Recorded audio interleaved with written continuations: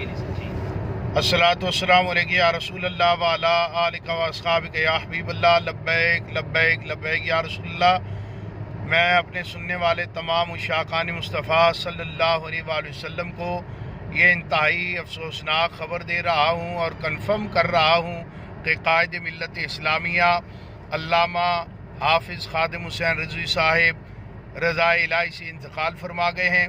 आपके दोबारा सांस बहाल होने की जो ख़बरें चल रही हैं वो बिल्कुल गलत ख़बरें हैं, वो दुरुस्त नहीं हैं।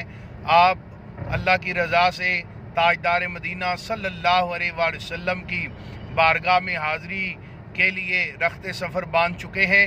मैं तमाम कारकुनान ज़िम्मेदारान से ये गुजारिश करता हूँ कि आप लाहौर की तरफ सफ़र जो है उसका आगाज़ फरमा दें।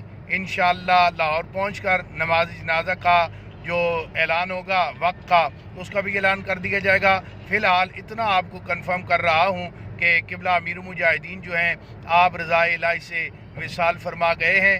आले सुन्नत इस वक्त यतीम हो चुके हैं, इसलिए तमाम हज़रात से गुजारिश है कि मनफी ख़बरें मत फैलाएँ।